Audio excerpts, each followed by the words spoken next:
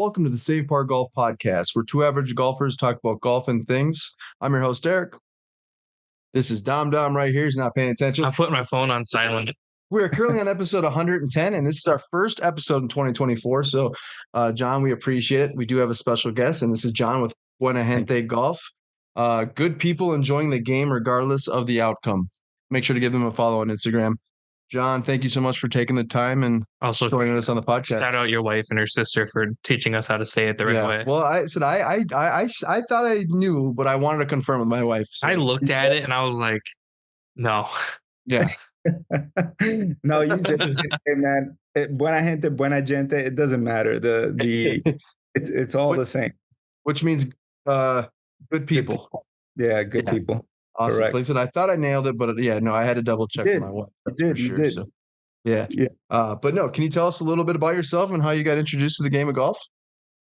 Yeah. First of all, thank you to both Derek, Dom, for having me. I really appreciate you giving me this platform, right, to talk a little more about the brand and this community and the movement.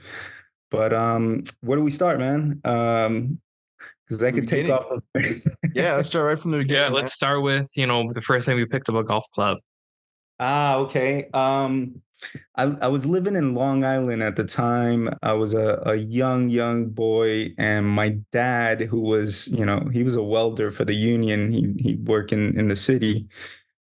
Very uncharacteristic of him to come home. This is what I remember. He came home with a driver and those little wiffle golf balls. Yep. And that was it. That was the only club he had. And I think from what I've heard, my older brother got him into it. He just came home with a driver and those little wiffle balls.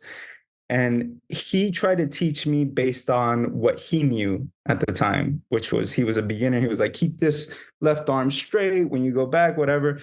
And I was always kind of like bored and alone. So I just started like hitting those little wiffle golf balls in the front of the house. And I was like, man, I'm a natural at this. I'm still trying to cure this slice, bro. Yeah, those wiffle balls are deceiving, man, because I was like, yo, these things are sailing. Yeah. But you know what? It never stuck with me. My dad, when he retired from the union, I was about 13, 14, and we moved back to Puerto Rico. He was like, come with me or stay, I'm going. We went to Puerto Rico, and all those years never picked up a golf club. You would think living in Puerto Rico, beautiful courses and stuff, nothing. Came to California, to the West Coast, married my wife that I met in college. I went to Art Institute. I started in the Art Institute studying computer animation, moved away from that, just went to a college in Sunnyvale and graduated with a degree in graphic design. And a guy in Sunnyvale. Yep. Yeah, it was after I got married that I was like, there was a driving range down the street from where I worked. I worked at a Wells Fargo as a banker. Down the street, there was a driving range. I went once with some coworkers, and I was like, yo, I haven't done this in a long time. And dude, I can't. I get hooked for short periods of time, right? So like I got hooked, and my wife bought me a set from Target. You know those sets that you find for $200, $300, a couple $100. Yep. And I was just so happy. I was hooked, and I would exchange, or I would take out money after work, after my shift in Wells Fargo. I'd get all singles, and the coworkers would be like, where are you going with all these singles? Go down the street, start hitting some balls. But it was one of those things where without any type of lessons, any training, people would always say, dude, you have the swing down, right? There's just these little nuances you need to start refining. And I'd go, like I said, I'd go in and out of it. There'd be times that I wouldn't play for years, and cutting to now, I'm not a good golfer. I never stuck with it. Like, I love it. I love being out there. It's just something that I never was able to do and dedicate myself to the sport fully. Sure. One time, you know, as a newbie would do, I left my club in the previous tee, Oh, right? And yep. I went We've all back to done get that. it. Yeah, I went back to get it, and the guy that was gonna tee off, he handed me the club, and I said, "Thanks, bro." And he went, "Bro," and that turned me off, and I didn't pick up a club for like 7 years. Really? I said all golfers are the same. This is not for me. Can't stand them. I didn't pick up a golf club for a really long time, a really, really long time. Until and stop me, if I'm talking too much, guys, just jump Oh in. no, this is what it's all about. We want to Yeah, hear the stories. Yeah. yeah, yeah. And then few years later, again, I was like a one round a year type of guy. I'd go out and be with my friends and be like, dude, I can be good at this if I really, really applied myself and dedicated myself. I could be good. Um, and then I'd play the one round. I'd be so horrible, and then the golf gods, as they usually do, hole 17 and 18, you just like Play really amazing, well. right? And it Yep. just keeps you like bitten for Keeps you next time hooked. I come back, right? And but anyway, when that happened, I was really turned off by the people and by the sport and the people it attracted. And I didn't pick up a golf club for like 6, 7 years. Plus, I was really busy, having a family, 2 kids came along and all that. Um, uh, to be totally transparent, I've always had a hard time putting myself first, and to say I'm going to spend 6 hours out away from my family was always hard for me to really like grasp that. Like, how do these people do this weekly? Like multiple Um, times a week. yeah, dude. And so there's just a lot of things that kept me from the game. And then right before I moved here, I started to get back into it with my buddies. I started getting back into it, and again, 8 out of 10 shots were bad. The two that were good would leave me bitten. I was like, yo, this is such a good feeling. Addicting. You Yeah. chase that, right? You chase that shot, that perfect shot. And once I moved to Oregon 2 years ago, I had started Buena Gente brand, which was just lifestyle clothing for I wanted to originally do it for Latinos, but just a lot of people just into my stuff. I saw a lot of coworkers buying my stuff, people that didn't fit that demographic, which I never really went towards a specific Sure. audience. I just did things that I would wear. Yep. And it was cool, man. It got to a point where, conga players that would tour with Ricky Martin and really, Residente, which is a very popular rapper from Puerto Rico. Like, they were wearing my stuff, and it was just like, whoa, this is really cool. And then one day I was like, yo, is there anything for Latino golfers? I started doing some searches, and I was like, nope. And that's where it started. Perfect. Light bulb went off. Yeah, that's sorry for the long-winded No, that's a but great yeah. story. I like it. It's a very interesting story because I think most people, when they get like pick up a club and they hit that 17th or 18th hole and they get hooked, like they stick Yeah. with it. And you're kind of one of the first people that I've listened to the story about. I agree though that it's very stuffy. It makes Yeah. me happy to know how different the game is now. Yeah. Obviously we had our tournament out in NorCal, and I remember everybody, Nelson from Tacos of the Turns, like, what's up, bro? Like, never meeting him before, but it was, yeah. just hey, give me a hug. It's like we all knew each other. Yeah, Ralph from Los Calferos is like, hey man, like, well, it's good to see you, bro, and everything. I'm like, it's just kind of normal, right? You'd be like, what's up, bro? You're never meeting anybody. So it makes me happy that we're in a better place now, especially with the Mhm. people, the terminology, and it's more acceptable now. For sure. God, that guy sounds like a dick. Yeah, dude. He gave off those vibes immediately, like immediately. Yeah. So I was just like, Which sucks because yeah. we're all about good vibes here, man. We like to have a good time, and that's what it's all about, really, at the end of the day. Because we're not on the PGA Tour, right? And it's like Not yet. no, not ever. No, I'm never making it.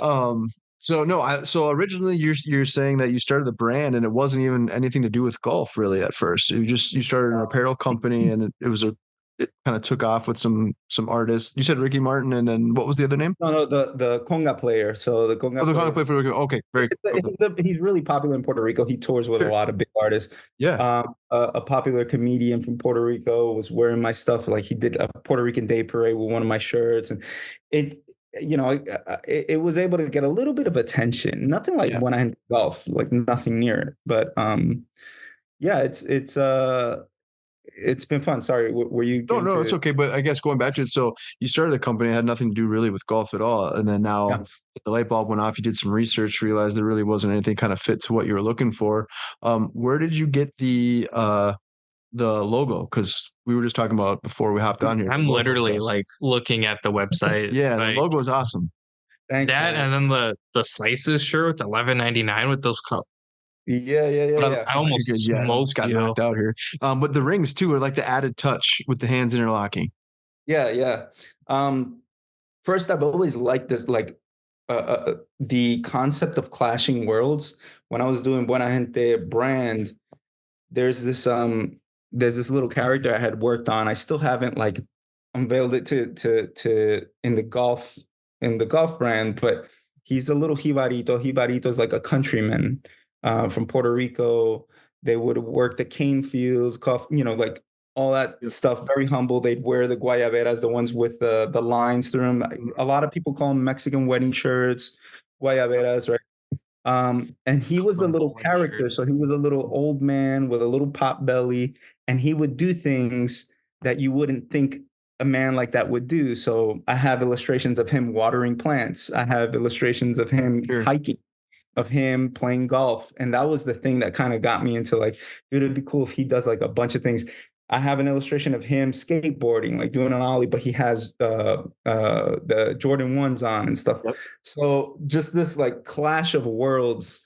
And I think that's what sparked Buena Gente. The interesting thing is I was like, I feel like I have something here. And I've always been somebody to go against the grain. And I said, I got to come up with a logo that's just sets me apart, that's something different. But everything has meaning for me. Everything has to have a purpose. Everything has to have a story. And I wasn't just going to do any random logo, right? Sure. For instance, my pieces are limited because everything's thought out so much, right? Like I could do flower prints and palm trees and flamingos, and I could just bang out 1,000,000 polos, but it just doesn't have a story, right? It doesn't mean anything, right? So just thinking about how do I mix, my story of not feeling like I fit in, not feeling welcomed, feeling intimidated, just a lot of things. How do I mix this and combine this with the world of golf? And that's exactly what the grip represents, which is a brown hand with jewelry, right? For me, that's my uncle. My uncle is an avid golfer, but he's got chains, and people think because it's the rings, like it's a young urban black guy. No, it's nothing like that. This is modeled out off of the old heads that wear chains and rings and watches and go to the bars and they're chilling with each other. And mixing that culture, and that's what the interlocking means is that culture mixing with what the white glove represents, which is the golf world, right? Who makes the rules? Who mainly is the audience, right? The larger group of audience, and showing that there's a mixture, right? We can be welcomed. And I've always said from day one, I'm not trying to disrupt anything. I'm not trying to be a rebel. If anything, I'm trying to show that, we could coexist. We're there to have fun. So yeah, that for me is where that came from. I had my boy take a picture of my hands like this. And I just went over it in Procreate on my iPad and kind of took off from there.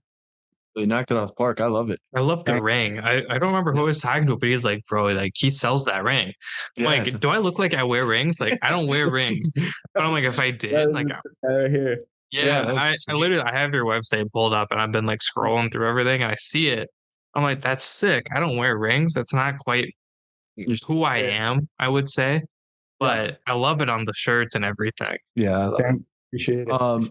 So obviously you're talking about your story, the logo, and the apparel. You said kind of everything has a story behind it. And you said so most of your items drop out or sell out really rather quickly. Do you plan on doing any like re-releasing, or is it like once you sell it out, like it's done? Because I know it said you could throw a flamingo on there and sell a bunch of things if you wanted to, but I love flamingos. I buy it. I'm just saying. Flamingos are dope. I don't hate on it. I'm just saying there's something for everybody, right? yeah. It's just I just want it to mean something, right? Like, um, uh, I'm big on that. So, but going back to your question, I would do these drops.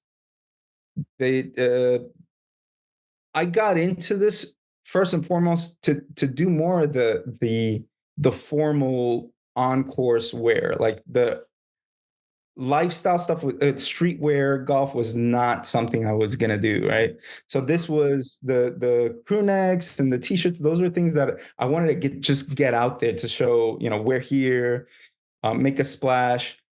But oftentimes, what you originally want to do doesn't always pan out, right? The audience tells you what they want, and then you're like, man, I need to pivot. I need to do what people are asking for. So, and that's a great example is with the polos, right? Everybody, I mean, dude, I had the little text field box to put in your email to be in the know for when it dropped.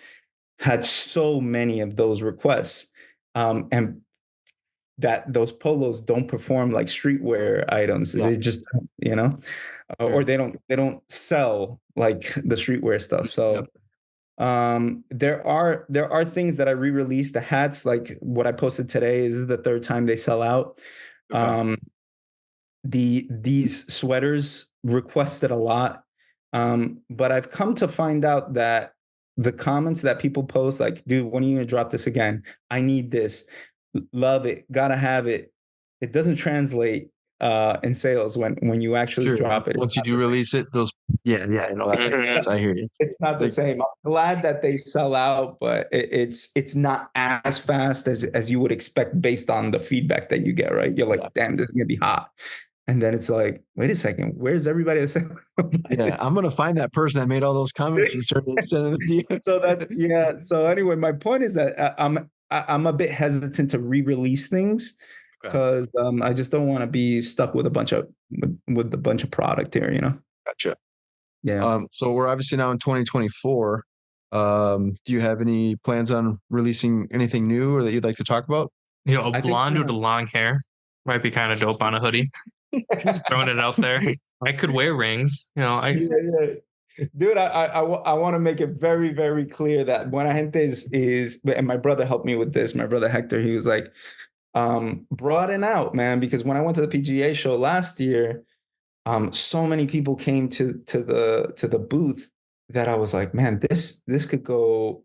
This appeals to a much larger audience than just the Latinos.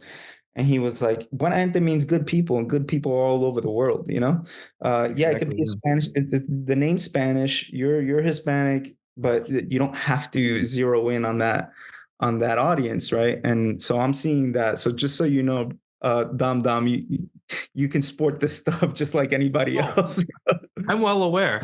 I am well aware. I have a cart full of stuff. So go back to I'm leaning in a bit more on the streetwear stuff. So I'll be coming out with some shirts and some hoodies, and what I was originally wanting to do, more polos. That's going to take a little more time because as humbly as I could possibly say it, the things I have cooking here, I'm really excited to get it out. It's a long, long process to get polos out. I'm just not impressed with a lot of things. I just feel like people come out with things just to come out, but nothing's really really thought through. Like there's not a story behind it. And so I really like to take my time with that stuff. So in the meantime, it's going to be shirts, hoodies, more sweatshirts. Things of that nature. Do you sell any like merch in the clubhouses or anything like that, or is everything all like 100% online on your website? Yeah, 100% online. Um, Even before I had product, I had a few country clubs that were reaching out to me and saying, we'd love to have your stuff here. And to be honest, that was my original goal. I My thing is I wanted to do it backwards, right? There are people that create brands and create a community, and then the word spreads, and then you're able to, you get these country clubs or pro shops attention. Then you go, I wanted to do it, backwards. I wanted to go straight to the country clubs and to get people's attention through that, right? Imagine somebody going to a country club and seeing Peter Millar, Travis Matthew, a Nike Polo, and Buena Gente. They'd be like, "Yo, this is so different. This is so different." Um, that's the type of impact that I want to have. Um, and I'm new to this world. I'm new to I'm a designer, but I'm a digital designer. I don't do clothing. So my original plans just it didn't go the way I expected it to. I need more people on my team. I'm still, after a year and a few months, still alone, but I'm at the point where I'd like to bring people on to help me get to that point where I'm at, you know, pro shops, country clubs, stuff like that. But there is interest. There is interest. Do you plan on like collabing with any like companies or other brands like in the future? Is that something you've talked about? Yeah, I'd love to do that. I'd love to collaborate with people. For me, it's again, does it make sense? Is it, I like that you're like everything is like has a special meaning to like what you're putting out. You're not just putting it out for volume and making money. I really appreciate that everything has a meaning and that there is a story behind it. And because I feel the same way. I feel like there's so much oversaturation in the golf market where, this Nike polo looks just like this Adidas polo, which also looks like this Under Armour polo, but just the brands are different. yeah. I really appreciate that everything has a story, that it has a meaning, and that's definitely the people I like to work with, whether it's like the Golferos with their Serapa towels and, everything is authentic, right? I think that's kind of lost in the golf world and really a lot of places right now, not just golf, but. Yeah. So yeah, thanks for that.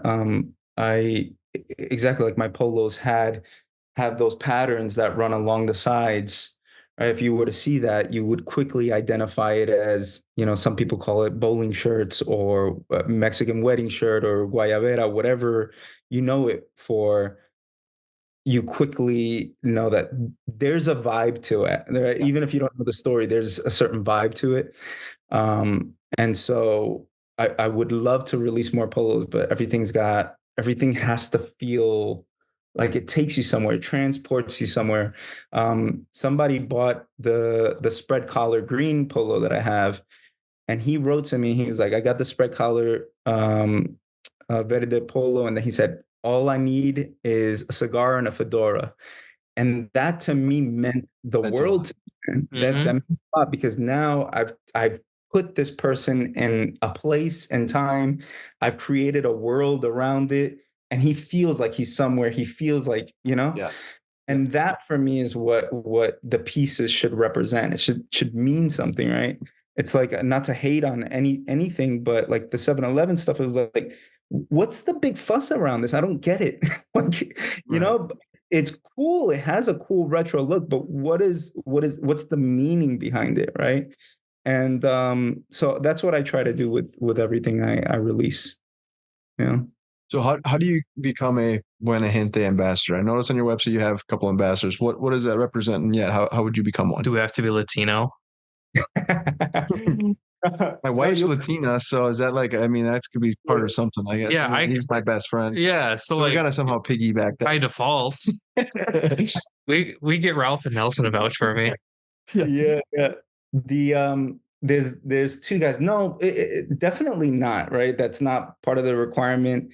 And I know you guys. We were just busting. Yeah, so like nobody thinks I'm like just naming my two Mexican friends. Like, but the guys, for me, it's more important than anything is the people that represent the brand, right? Yep. Do you get the feeling that they're good people or they're welcoming? If you were to see them, would they be approachable? right? Would you feel like you could go up to them, carry a conversation, ask them for tips? Would you feel intimidated to play with them? And I think you get that from the ambassadors. Um, and the newest one, Billy Bogey. I don't know if you know Billy Bogey. He's pretty well Who known. was it? Billy Bogey. I feel like I've heard of The name sounds familiar. yeah, he's in Seattle, and he just recently, I talked with him, and we got on the phone, and we just connected. He was like, "Yo, now that I understand your mission and everything, I'm down. I'm down to be an ambassador." And so like there's a lot of common ground with him and I, right? Like he asked me about the story behind the ring, and I said, the inspiration for having the letters like this is from the movie Do the Right Thing, right?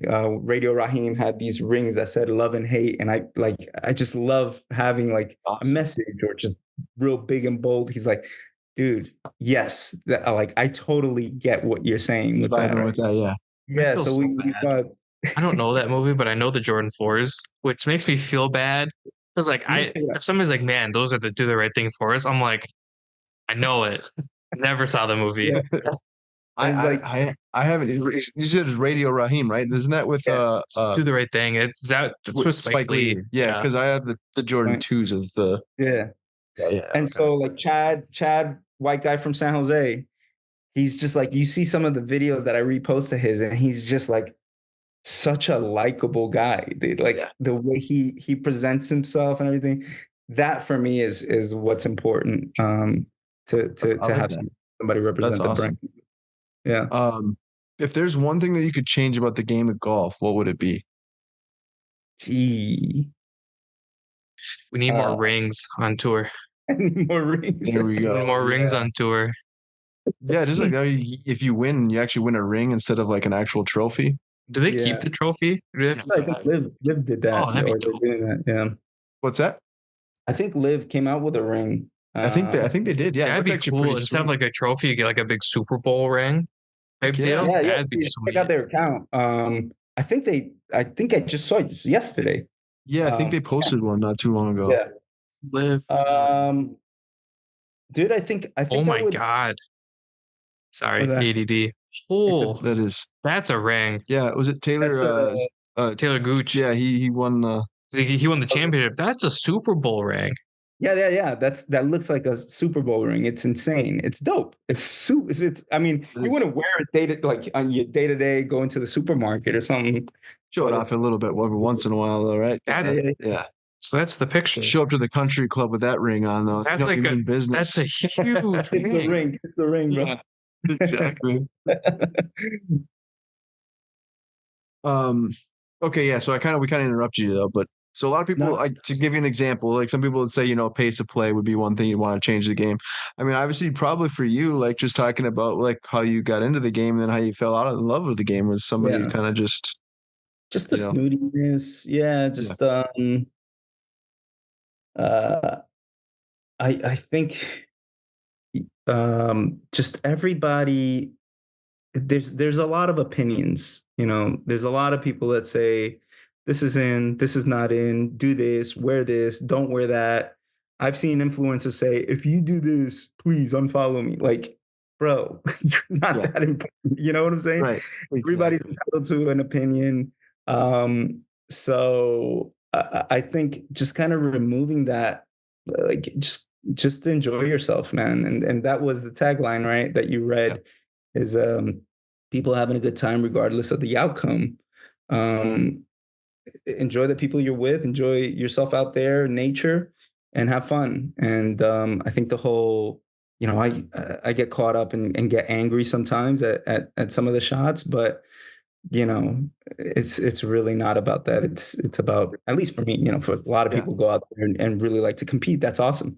But yeah, for me, it's just removing that pressure, just go out there, have fun, So how often do you get out and play right now? Man, right now there's severe weather storm warning, so not to go here in Southern Oregon, but When it's nice out, whenever I see sun peak, or even when it's a little gloomy or cloudy, I try to get out there twice a week. Um, That's I pretty am darn a good. Yeah, but I am big on the 9 hole, like the short course. So I Sure. don't do 18 a lot. I really don't. I like to go out there. Um, there's a there's a course post a lot, Laurel Hill, and it's just like in the middle of woods. Like Yep. you'll see, like the post that I have is just so many trees.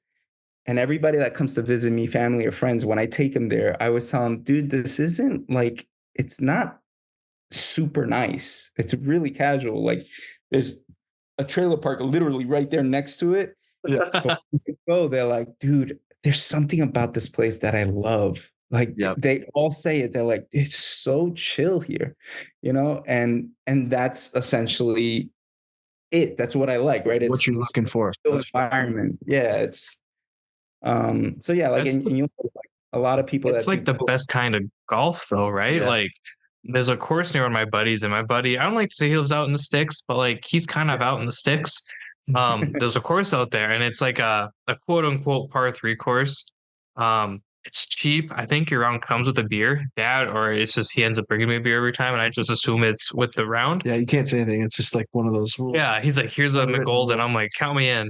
And you just cruise around the golf cart, you hit balls all day, and then you're just like, cool, we're Yeah. done. And it's like not like it just the feels like a greatest course ever, but like you have a beer, you're with your buddy, you're playing some music, you're smoking some balls straight into the woods or in the water. It's just a fun time. Yeah, yeah, exactly, dude. It has that feel. It's just super casual, super laid back. And I love it. So that's really where I go most of the time. It's just that par 3, 9 holes, finish it in an hour and a half. I'm back home. Yeah. That's it. That's another big part of playing like 9 holes, like whether it's a par 3 or an executive course. Like one, even if you're not like, it's a perfect place for someone who isn't really maybe just getting into the game of golf, because you're not going to spend 4 to 6 hours, like you said earlier. You have kids, like you feel kind of guilty. Yeah, You can get away with playing an hour to 2 hours, and exactly. more or less no pressure. Hmm. So I agree. I think I'm finding that more. I love playing 18 holes of golf. I mean, that's probably my favorite, but I do find playing like 9 holes. I love just teeing it up at Yeah, the you just like, exact and yeah, yeah. exactly. It's Yeah, good iron practice, good wedge practice. So that's yeah. lots. And it's a bit more like it's easier to invite somebody that is a casual golfer too, Yes, right? So like 100%. a lot of my youngest son's friends are in soccer with him, and the dads, I'll ask him, you play golf? They're like, yeah, here and there, just like me. And I'm like, dude, let's hit this 9 hole. And they're like, oh, What? okay. Yeah, If I would have told them, let's hit an 18 yeah. hole, like They're like checking their watch. Like, I got to do the lawn. I got yeah, all yeah. this. I haven't played in a long time. I'm going out there to lose balls, to look Yeah, ridiculous. It's intimidating, even though going with me, I wouldn't think it's intimidating because I'm gonna lose balls just like yeah, you would, right? yeah. We're all But good, right? We're on the same yeah, page here, right? Yeah. yeah, yeah, yeah. No, I agree. Is there anything else you can think of that, like, maybe that we didn't cover? I know we obviously were talking about your merch and like what it means to you, and we really appreciate I'm that. excited for that first rapid. What the hell? For the first what? Rapid fire question. Oh no, I have. Yeah, I haven't. What the heck? Oh no, Oh bro. yeah, I don't know. I was thinking of rapid fire questions. We always do rapid fire questions, So we right? took like 2 weeks off, right? Yeah, Because like last week we did 2 episodes back to back, yeah, we but did we back to we back. released them Mm. like a week apart. Yep, So I haven't seen Derek since like it's been a few a few weeks. weeks. Like I had a root canal in between there. And I had to do like adult things, which is weird for me. And he changed all the rapid fire questions. No, not all of them. I just changed the first one, which I just And thought the was kind of, second. yeah, I thought it was kind of funny, but What and I don't even know if you think it's funny, but it's a craze going on right now, and I want to know what your thoughts are on Stanley mugs. That's what I think, bro. Like, I mean, There we right now go. they have like the Stanley mug videos of I people hate like starting damn fights thing. with everyone. I will say, my wife and like our old neighbor, it's a funny story. They actually last Christmas, not this last one, the one before that, they actually got the same gift for one another, and it was all because of my buddy, his or her husband was like, we're like, what should we get her? And he's like, she really likes Stanley mugs. She really wants one. So it turns out they got the same color, the same exact Stanley mug. They opened it up at the same time. So that was 2 Christmases ago. Now it's like, I should put it up on StockX at this point. I've had the same hydro flask since 2015. Yeah, they'll last forever. Jeez, it's just a craze, you know, the same thing. But it's like they have the Starbucks one, and all of a sudden people are like, literally stealing right from the Starbucks like cafes. I saw this one girl peel off gently the tag, laminate it, and then tape it back on. Jeez. Like, this is a freaking cup with a handle that's no different than your goddamn Yeti mugs that you just had to have. Yeah. So I just want to know what your thoughts were. It's totally random rapid fire question. I mean, that's my thought. They're dumb. I think what they did with the marketing behind it, I think is genius. Stanley's been on forever. They have been around for a long time. Yeah. Yeah. And one of their cups in one color, just like that, sold. And they said, wait a second, there's something here. And then they started coming out with these pastelish looking, mugs. And they noticed there was a whole new audience, right? Working women or whatever, just women in general. And they went all in. It was still a gamble, but they went all in on it. And, they're reaping rewards for that now. I think it's genius, but at the same time, it's a great example of being aware, right? There's signs, right, everywhere where there's opportunity. There's things that you can do to innovate or attract a new audience. And I think they did a great job of being aware and looking out for those new opportunities. Yeah, my grandpa actually had a Stanley back in the day, like a thermos. Yeah, the Stanley thermos. Yeah, those things were like bullet. I mean, they were things that didn't break. It was awesome. I mean, I've had this same cup for like. Things been like. God, it's been. This is like an original color. I've had this so long that I've had to replace the lid because I dropped it and it broke. And Hydro Flask was like, "Fuck it, we'll send you a new one." I was like, "Hell yeah!" You need a sticker on there, bro. Yeah, send me one. Yeah. But then there's like a grip. Like, I dropped it there, so now I have a nice. Is that like an actual grip? No, they're dense, but they just happen to fit really well in my hand. But he dropped it. He dropped it and it had that like the 5 fingers around. Yeah, exactly. Here's for the best part is like I dropped it from my car, and I was like, "Oh, I'll never drop it again." And then I think the next day I dropped it again, and now I have grit. Or you just totally patented a new idea for their next line. You got actually a grippable. Grippable, yeah, like a full flask, right? Yeah, yeah. Like this thing, I've had. This is like an original color. I've had it since like 2015. It's been keeping you. My emotional support water bottle. Yeah, I said I don't know why it was.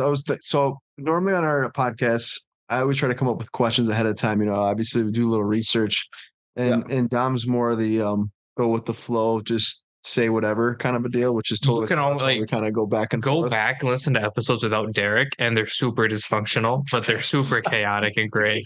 Which makes it great. So that's why we got well together. Yeah. Yeah, we got one structured and one that just kind of goes with the flow. So I was like, I was coming up with some questions, and I'm like, the Stanley mugs have been. I know it's totally off topic, but that's why we say it's golf and things. We like to talk about food, so we like to talk about a little bit. I can talk about food all day, man. So we definitely are going to ask some of those questions. So we got a couple more rapid fire questions, and we'll ask some food questions, and then we'll wrap it up. Yeah. But what's your favorite item that you've sold? And actually, before you answer, I want to know both golf related and non-golf related. Like as far as like your apparel that you sold to, like when you first started. My favorite is the blue polo, the blue polo. Yeah. Okay. That for me just feels, because of the color, because of the pattern and everything, feels super versatile. So go to golf range. I mean, go to the course and then go to dinner afterwards. I like it for that reason. What's the most like sought after like product that you get emailed for all the time that's sold out? The jersey. So the one that looks like the Pirates jersey. I'm not a Pirates fan in any sense of the word. I am a Cardinals fan and a Twins fan, and the Cardinals hate the Pirates, but I need that goddamn thing. My God. I'm not mainly because of Roberto Clemente, I did that. That's very cool. But I always try to do something that's different. And I thought, man, it'd be cool to do like a golf jersey. And yeah, it sold out fairly quickly. And that is probably another one of my favorite items. But I do get a lot of requests for that, a lot. Yeah. If you did like a black and orange one, let me tell you, the Bay Yeah. Area would go nuts. Yeah, or just like a pinstripes one. That would be cool. Well, we don't have to do pinstripes now. I might draw the line there, but like because of the New York. Yeah, we don't talk about them, but like the black and orange would be sick. You could even do like a blue for the Dodgers. Yeah, yeah. I did the Oakland A's one for the Masters. The Masters. Yeah, the Masters one. That's really cool. I like that. Yeah. You plan on doing another like a Masters theme release? Will you do something like that? Do you typically try to do one like during the Masters time?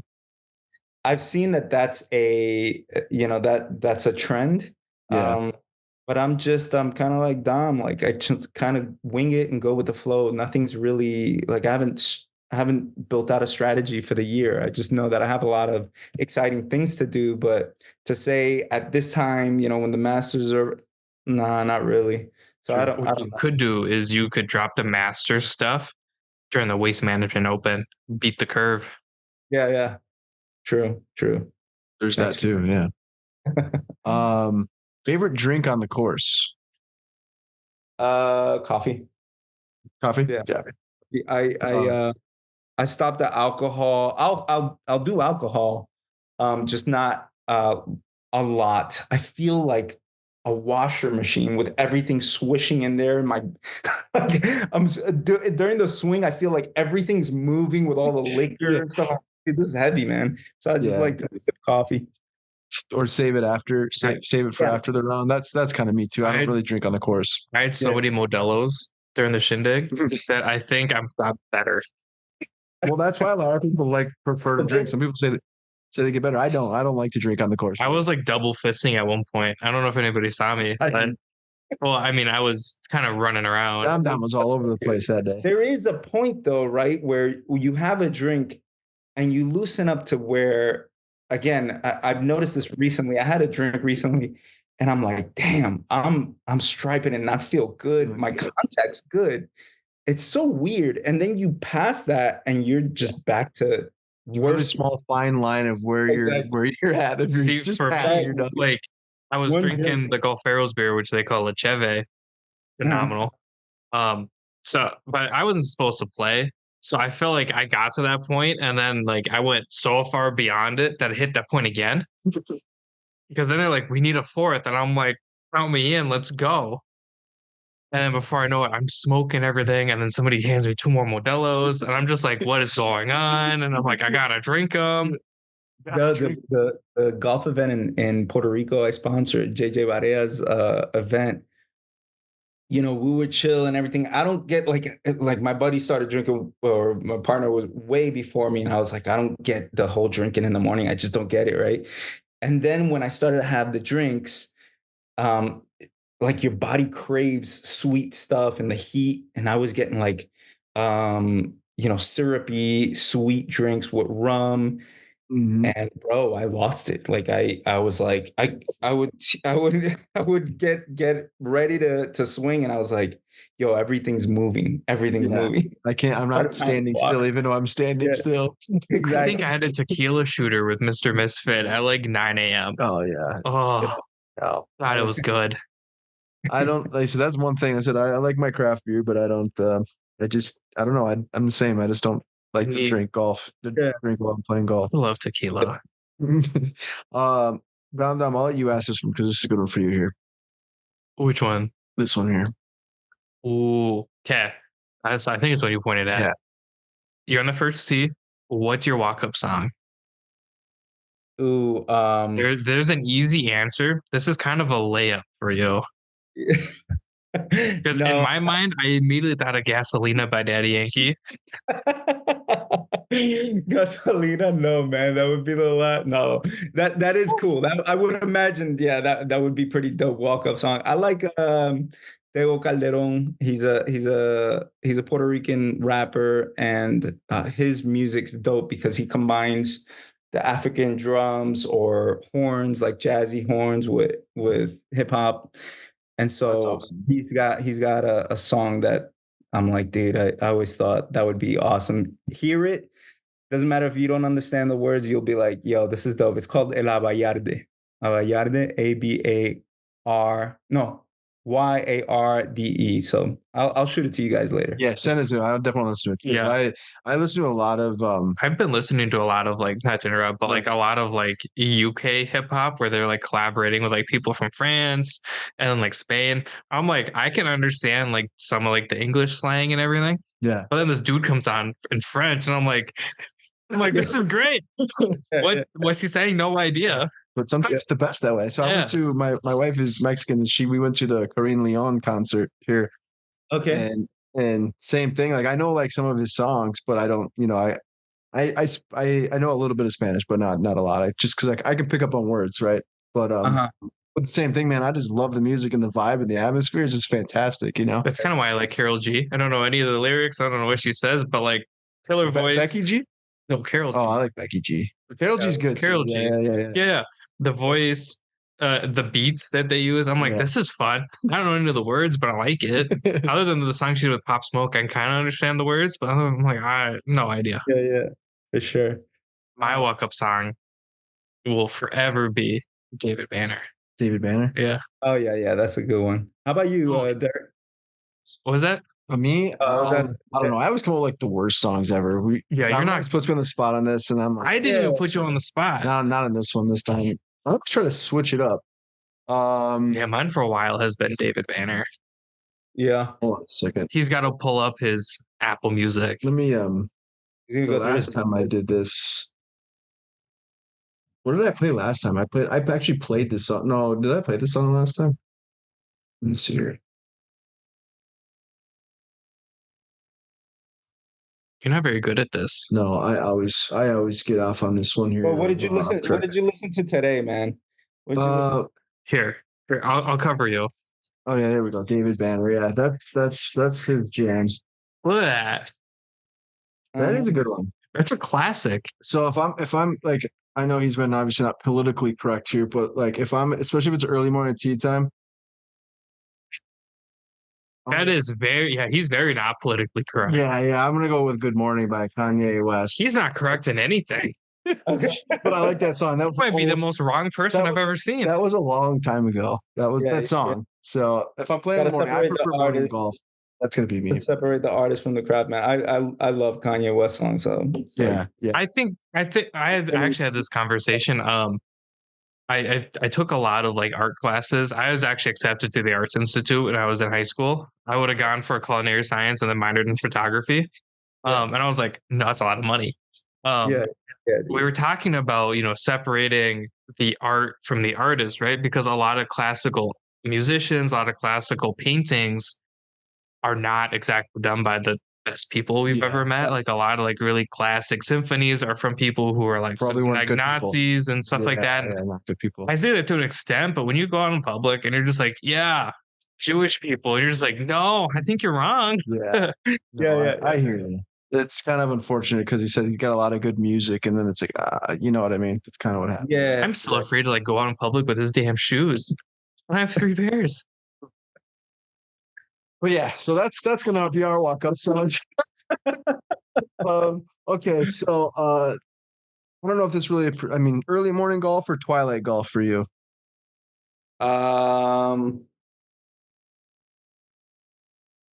Dude, I just get excited for golf. Honestly, I love that answer. Yeah, I just get excited. So like, it could be super early morning, and you spring out of bed like this. So it's if it's for golf, right? If it's for it's amazing how we can do that, right?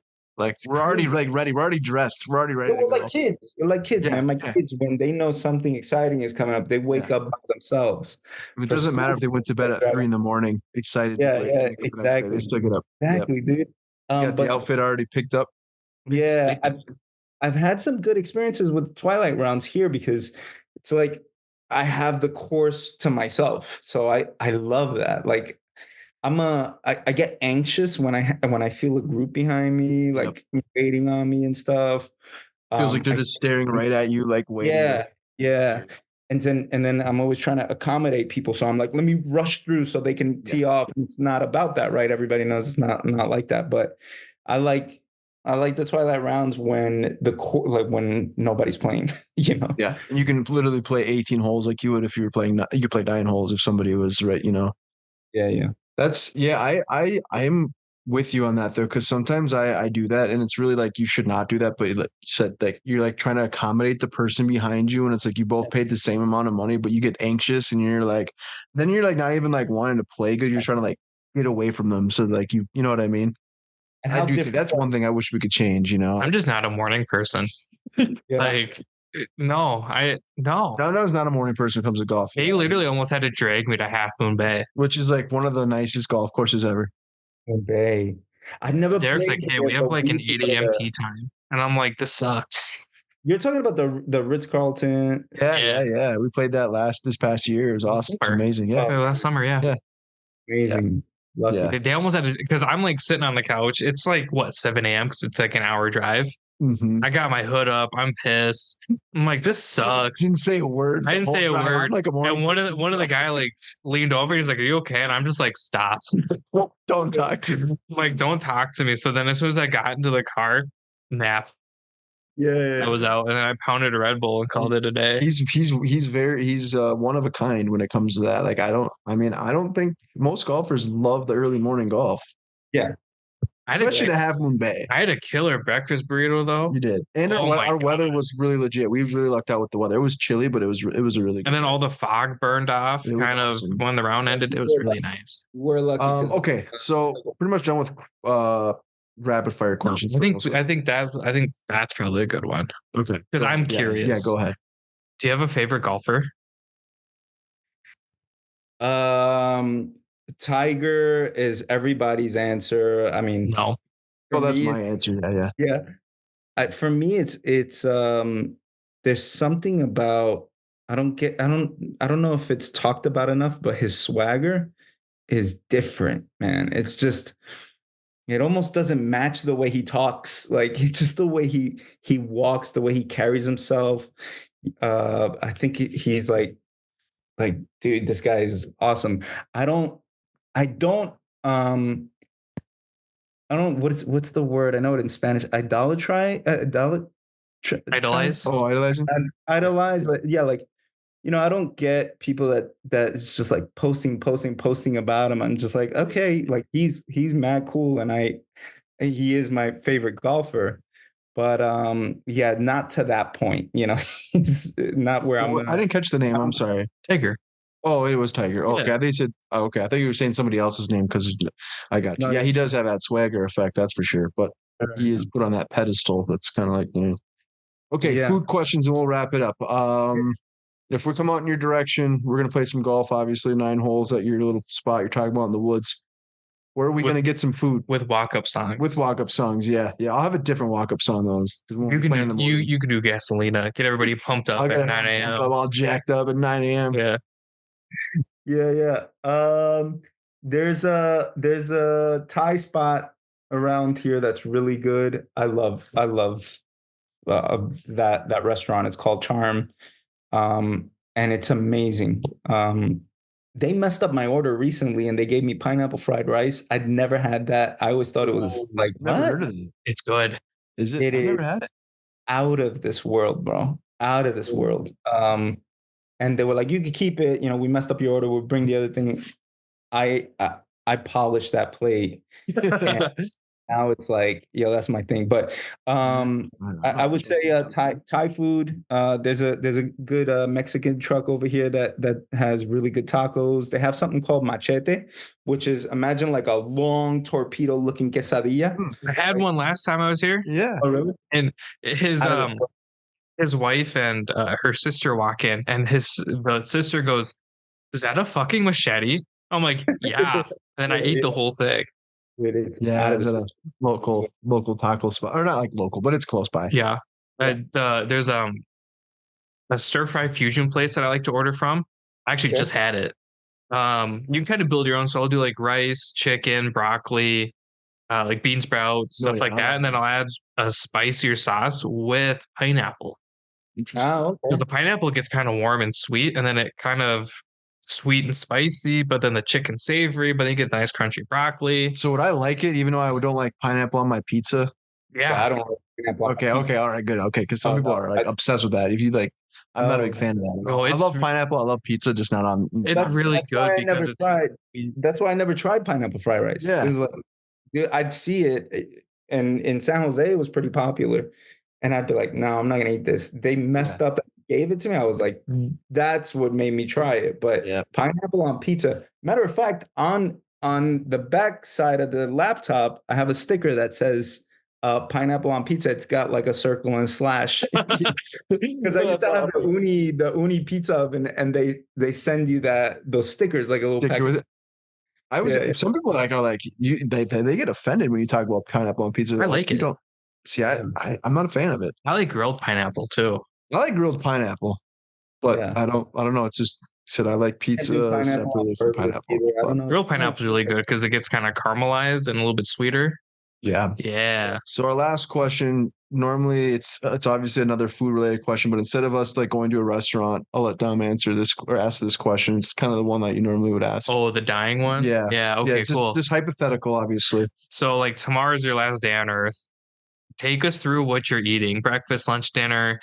You know, it could be a restaurant, it could be something home cooked, you know, it could be something wherever. Yeah. You can go as full detail as you want. Breakfast Captain Crunch peanut butter. About 3 bowls. Slaps. I haven't had that in forever. I used to eat that by the box. 3 bowls, bro. About 3 bowls, and I always have a stomach ache afterwards. Always. And it's milk though. See, that's the thing. Like I used to eat that all the time when I was a kid, and then I have like the world's worst stomach ache. Stomach ache and a shredded mouth.